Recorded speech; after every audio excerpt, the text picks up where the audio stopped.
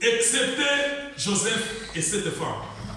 Ils se retrouvent à deux. Et la femme, tellement qu'elle a été envoûtée par cet amour excessif de pouvoir coucher avec son esclave qui était Joseph, la femme a enlevé les habits. Elle a saisi Joseph. Elle a dit, toi, please, couche avec moi.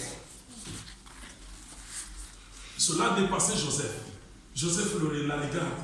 Il dit, je ne peux pas commettre un si grand péché. Écoutez bien.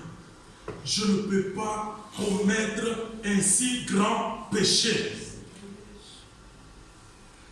Ton maître, mon maître à moi qui est ton mari, m'a donné tout ce qui est dans cette maison. J'ai la supériorité sur tous les biens, excepté toi, son épouse. Je ne peux pas faire cela. Pourquoi pécherai-je contre la loi de mon Dieu?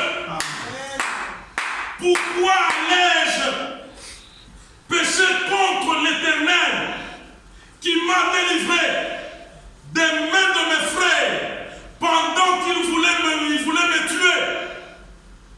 Et ils m'ont vendu. Aujourd'hui, je me retrouve dans cette terre.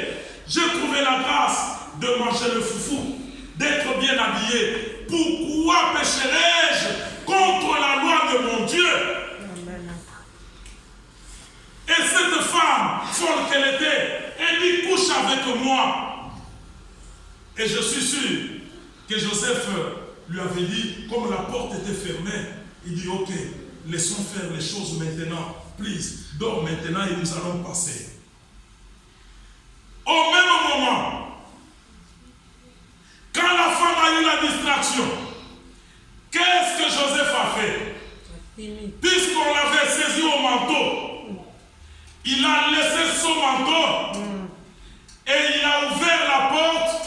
Il a fait quoi? Il a pris fuite. La Bible dit quoi? Fouiller l'impudicité. Il n'y a personne qui est fort devant ce péché de l'impudicité. Qui qu'il soit, même les serviteurs de Dieu. Plusieurs serviteurs de Dieu sont tombés. Pourquoi? Puisqu'ils se sont laissés faire par certaines présences particulières entre eux et la brebis qu'il est en train de bercer dans l'église. Vous savez, bien aimés serviteurs de Dieu, s'il ne faut pas tomber dans le cadre d'adultère, à tout moment, quand il faudrait que nous puissions recevoir une seule, ne la recevez pas seule. Amen. Même si nous sommes ici c'est la permanence. Si je trouve que j'ai rendez-vous avec une seule, je ferai un effort pour appeler soit un autre serviteur, soit mon épouse, qu'ils viennent et que nous puissions assister. S'il y a des secrets, voilà ce qu'il faut faire mention. S'il y a des secrets que d'autres personnes ne peuvent pas écouter, ils vont nous attendre où? À la porte, et je vais causer avec la sœur ici. Et la porte ouverte. Et la porte ouverte. Acclamons le roi des rois. Gloire au Seigneur.